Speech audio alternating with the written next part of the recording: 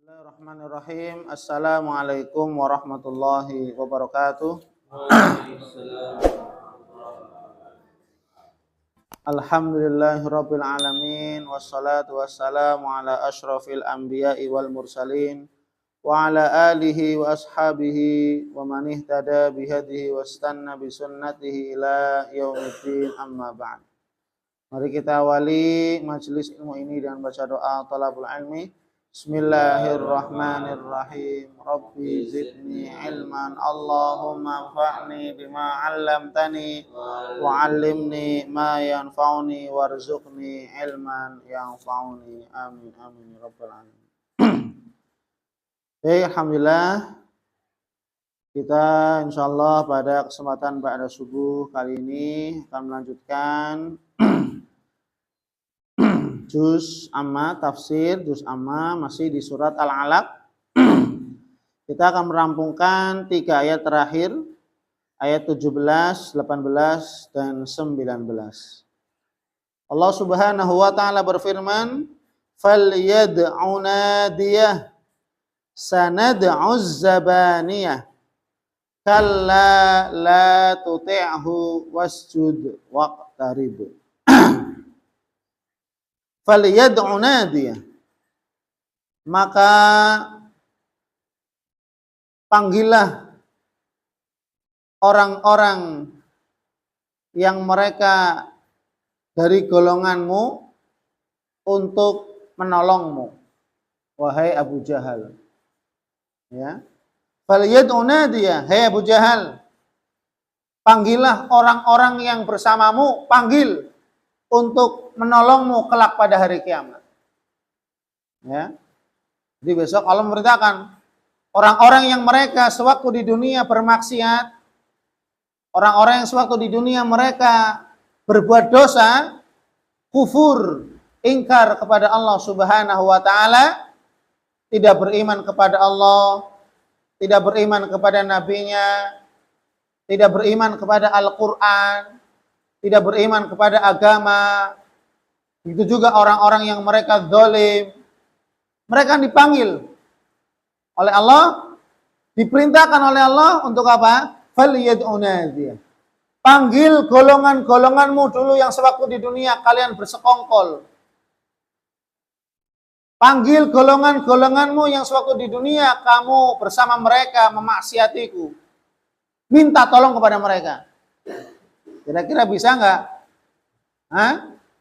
Bisa nggak mereka menolong saudaranya kelak pada hari kiamat? Tidak bisa. Sewaktu di dunia mungkin, ya, kita ada masalah, panggil saudara kita. Kita ada masalah di jalan atau apa saja, panggil orang tua kita, saudara kita, yang mungkin ada jadi pejabat, yang mungkin ada saudaranya jadi polisi, minta tolong. Ditolong, beres, gitu ya. Tapi besok ketika di hari kiamat, di akhirat, orang yang zalim, orang yang ingkar, sehebat apapun mereka sewaktu di dunia, mereka niscaya tidak akan bisa meminta pertolongan kepada siapapun. Kenapa? Karena Allah mengatakan, wa ma lidzalimina min ansor, dan tidaklah ada satu orang pun penolong bagi mereka orang-orang yang sewaktu di dunia berbuat kezaliman kepada Allah Subhanahu wa taala. Apalagi apa? Mereka kufur. Mereka ingkar kepada Allah Subhanahu wa ta'ala. Ya. Maka di sini disebutkan falyad'u ahlu nadihi waliyastansira bihim. Maka Allah menyuruh, panggil tuh keluargamu, panggil kerabatmu tuh yang mungkin dulu jadi raja, yang mungkin dulu jadi tokoh, yang mungkin dulu orang kaya, sewaktu di dunia bisa membantu kamu, terus menolong kamu sewaktu di dunia. Sekarang panggil, kata Allah. Bisa nggak menolong? Tidak bisa. Kehidupan akhirat sangat jauh berbeda dengan kehidupan dunia. Kalau kita di dunia ada masalah, bisa minta tolong. Sepele saja, kamu nggak punya pena, tolong pinjam pena deh satu. Kamu nggak punya penghapus, pinjam penghapus. Pertolongan ada di dunia. Kamu nggak punya uang, pinjam uang dong. 5.000 besok kalau saya dapat kiriman saya ganti, bisa menolong. Tapi besok ketika di akhirat, ketika kita punya masalah dengan dosa-dosa kita di hadapan Allah, kita tidak bisa, Pak, tolong saya, Pak. Bu, tolong saya, Bu. Pak D, tolong saya, Pak D. Jenengan kan dulu kiai, sekarang tolong saya di akhirat. Loh, mereka apa? Sendiri.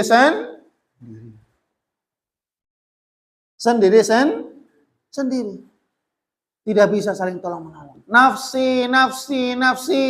Sendiri. Bahkan bukan hanya kita, para nabi pun terhadap keluarga mereka sendiri ketika di padang mahsyar hari kiamat, sebelum dimasukkan ke dalam surga dan neraka, mereka mempertanggungjawabkan amalnya mereka sendiri. Nabi dan keluarganya loh. Apalagi kita bukan nabi dan rasul. Mempertanggungjawabkan amalnya masing-masing di hadapan Allah Subhanahu wa ta'ala. Maka ketika mereka disuruh oleh Allah untuk memanggil saudara-saudaranya yang dulu pernah menolong di suatu di dunia dalam mengingkari Allah, gitu ya, menolong dalam memaksiati Allah, sekarang suruh panggil, kata Allah, panggil saya. Allah mengatakan sanad'uz zabaniyah. Kalau kamu bisa manggil orang-orang yang dapat menolongmu sewaktu di dunia, saya akan panggil malaikat zabaniyah, makhlukku, kata Allah. Kami, kata Allah, akan memanggil zabaniyah, malaikat zabaniyah. Apa itu malaikat zabaniyah? Allah mengatakan, dalam tafsirnya dikatakan, khazanatu jahannam. Yaitu malaikat penjaga, malaikat khusus yang menjaga neraka jahanam. Namanya malaikat zabaniyah, malaikat khusus. Kita mungkin sering mendengarkan pas pampers, gitu ya, pasukan khusus pengamanan presiden, kan gitu, pasukan khusus, pasukan elit, pasukan ya dan seterusnya lah.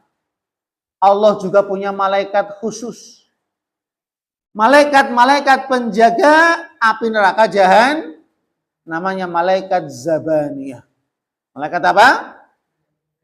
Malaikat yang tugasnya khusus untuk menjaga neraka jahanam, dan malaikat yang tugasnya khusus untuk menyiksa orang-orang yang mereka masuk ke dalam neraka jahanam.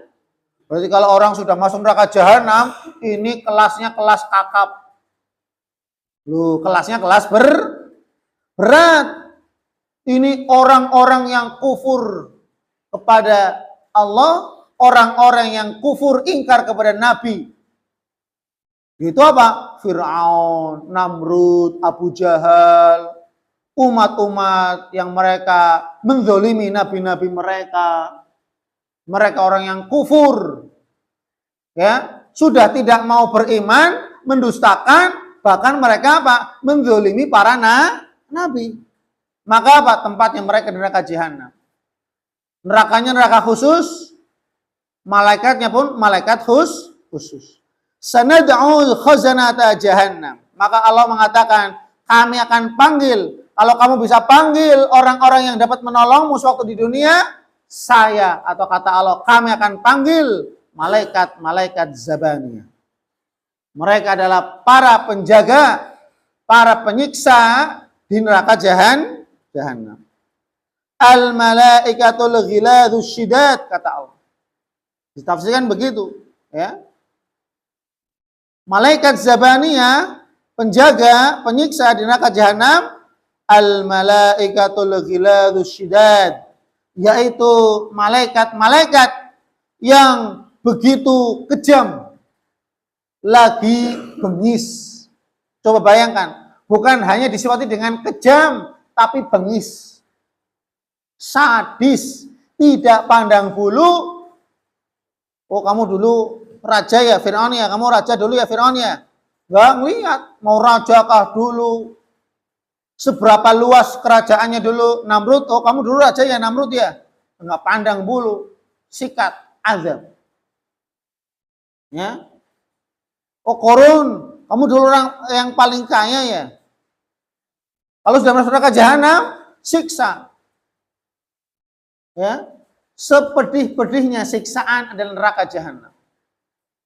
Neraka yang paling mengerikan dibandingkan dengan neraka yang lain. Neraka yang dikhususkan oleh Allah Subhanahu wa taala bagi mereka orang-orang yang mengingkari nabinya dan mereka menzalimi nabi-nabi mereka. Abu Jahal, Fir'aun, Namrud, Korun, umat-umat terdahulu dan umat belakangan yang mereka begitu kufurnya mengingkari Allah, mengingkari Nabi Muhammad, mengingkari Islam dan mereka musuhi umat Islam. Ya. Malaikatul ghiladus syidad, yaitu malaikat-malaikat yang begitu kejam, lagi bengis atau sadis. Ya, tidak ada kata kasihan. Berarti kalau orang sadis tidak ada kata kasihan. Ya, nggak ada kata kasihan. Oh kasihanlah, capeklah, suruh nafas dulu, nggak ada. Terus disiksa oleh Allah, terus disiksa oleh malaikat atas perintah Allah Subhanahu wa taala. Maka disebutkan ruya anna Abu Jahal, diriwayatkan anna Abu Jahal bahwasanya Abu Jahal marra 'ala Nabi sallallahu alaihi wasallam, melewati Nabi sallallahu alaihi wasallam wa huwa yusalli 'indal maqam, ketika Nabi Muhammad sedang salat di maqam Ibrahim. Faqala alam anhaka an hadza ya Muhammad, wahai Muhammad, bukankah aku telah melarangmu untuk tidak salat di sini? Coba Nabi dilarang-larang, dilarang-larang untuk sholat. Fa'aghladu lahu Rasulullah sallallahu alaihi wasallam al-qaul. Maka Abu Jahal mengucapkan dengan kata-kata yang sangat keras kepada Rasulullah sallallahu alaihi wasallam. Padahal kita diperintahkan untuk apa? Berlemah lembut ketika berbicara dengan Rasulullah sallallahu alaihi wasallam. Tidak boleh la tarfa'u aswatakum fawqa sautin nabi. Janganlah kalian sekali-kali meninggikan suaramu di atas suara Nabi. Artinya apa? Tidak boleh teriak-teriak di hadapan Nabi. Apalagi membentak-bentak Nabi. Nah ini Abu Jahal fa'aghlad, perkataannya kasar, bentak-bentak, mengancam Nabi. Ya. Maka apa? Faqala Abu Jahal mengatakan, bi ayyi syai'in tuhaddiduni ya Muhammad.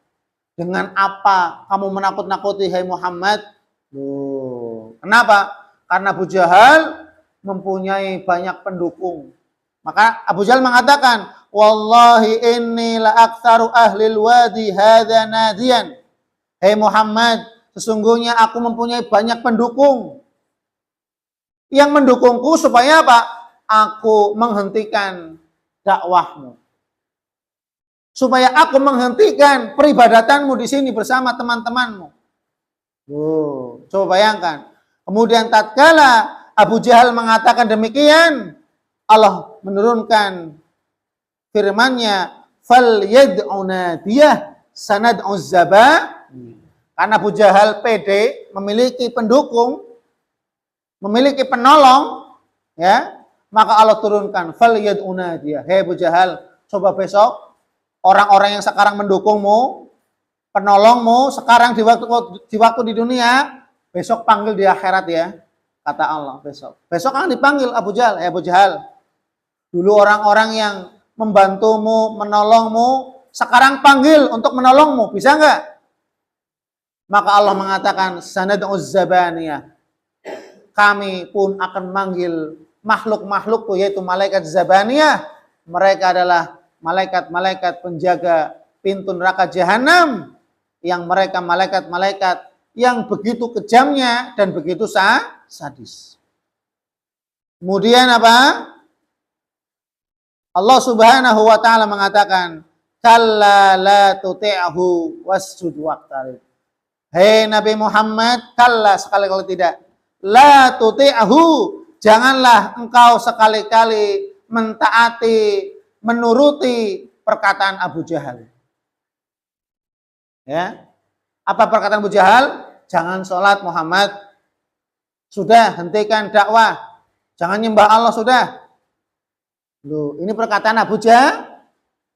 Abu Jahal nyuruh Nabi jangan sholat, jangan ibadah lagi, sudah. Tinggalkan agamamu, sudah. Maka Allah memberikan pesan kepada Nabi, la tuti'hu, hei Nabi Muhammad, janganlah engkau sekali-kali mentaati perkataan Abu Jahal. Maka kita tidak boleh mentaati perkataan orang-orang kafir ketika perintahnya, perkataan mereka menyelisihi apa yang menjadi akidah ajaran yang diajarkan oleh agama Islam. Tidak boleh.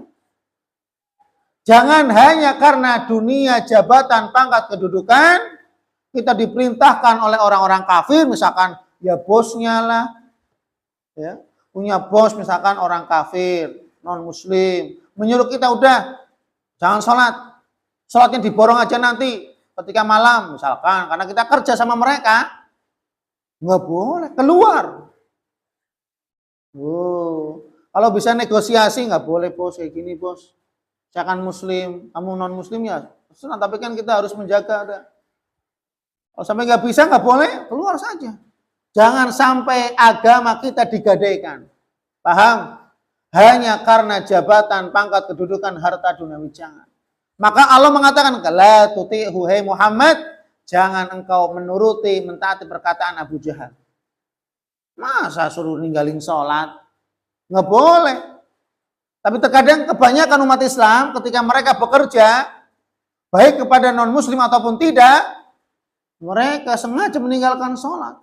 Gara-gara apa? Sibuk lah, capek lah, tidak ada waktu lah, dan apapun alasannya. Apalagi yang mereka dilarang. Nggak sholat jangan, nanti saya potong gajimu besok. Misalkan ada bos kayak gini. Kebanyakan orang takut dipotong gaji dan seterusnya. Tapi dia tidak takut besok akan bertanggung jawab atas amal-amalnya di hadapan Allah Subhanahu wa ta'ala. Maka Allah memerintahkan wasjud waqtarib, wahai Muhammad, wahai Nabi Muhammad, sujudlah kamu kepadaku. Waqtarib, dan mendekatlah. Kenapa? Karena orang-orang yang mereka sujud kepada Allah, hakikatnya mereka orang-orang yang dekat dengan Allah Subhanahu wa ta'ala. Karena keadaan yang paling dekat, sedekat-dekatnya hamba atau kita dengan Allah Subhanahu wa ta'ala adalah apa? Ketika kita sedang sujud kepada Allah Subhanahu wa ta'ala. Sebagaimana sabda Rasulullah SAW dalam hadis yang sahih, aqrabu ma yakunul abdu min rabbihi fahuwa sajid. Keadaan yang paling dekat atau sedekat-dekatnya kita dengan Allah adalah apa? Ketika kita sedang sujud sholat. Orang baca Quran, mereka dekat dengan Allah. Orang berinfak, bersedekah, nolong orang, ya, birrul walidain, berbakti kepada orang tua, mereka orang yang dekat dengan Allah, mendapatkan petunjuk.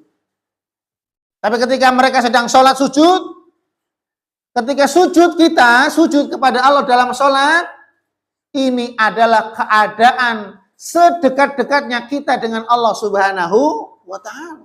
Maka Nabi berpesan, fa'akthirud du'a, perbanyaklah doa dalam sujud. Kenapa?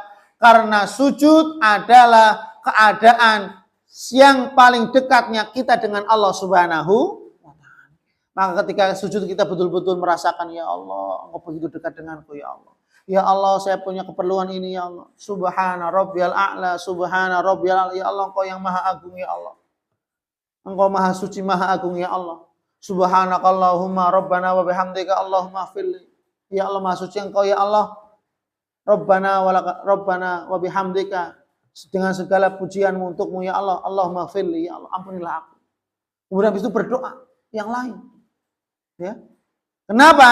Karena orang yang senantiasa sujud kepada Allah, artinya orang yang sholat, mereka akan menjadi orang yang paling dekat dengan Allah Subhanahu wa Ta'ala. Kalau orang yang dekat kan berarti apa? Ya Allah, diberikan kecukupan. Ya Allah, sujud, rajin sholat, diberikan kecukupan, pertolongan, diberikan jaminan. Maka hakikatnya orang-orang yang senantiasa sujud, artinya orang-orang yang menjaga sholatnya, niscaya dia akan mendapatkan kecukupan, jaminan dari Allah Subhanahu wa Ta'ala, baik di dunia maupun di akhirat. Maka kita harus betul-betul istiqomah menjaga sholat 5 waktu kita. Jangan sampai sholat 5 waktu ini tersia-siakan, terbengkalai, terlalaikan. Ya, dijaga betul-betul. Hafidhu 'alas sholawati was sholatil wusta wa qumu lillahi qanitin. Allah mengatakan demikian.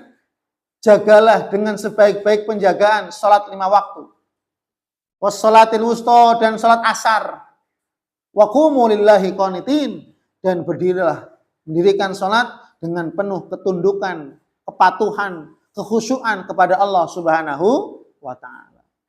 Maka semoga Allah Subhanahu wa Ta'ala senantiasa memberikan hidayah taufiknya kepada kita sekalian, kekuatan, pertolongan, kesabaran, sehingga kita bisa diistiqomahkan oleh Allah Subhanahu wa Ta'ala untuk senantiasa sujud kepada Allah Subhanahu wa Ta'ala, agar kita semakin dekat dengan Allah Subhanahu wa Ta'ala. Amin amin ya rabbal alamin. Wallahu a'lam bishawab. Subhanakallahumma wa bihamdik, asyhadu an la ilaha illa anta, astaghfiruka wa atubu ilaik. Wal afu minkum. Wassalamualaikum warahmatullahi wabarakatuh.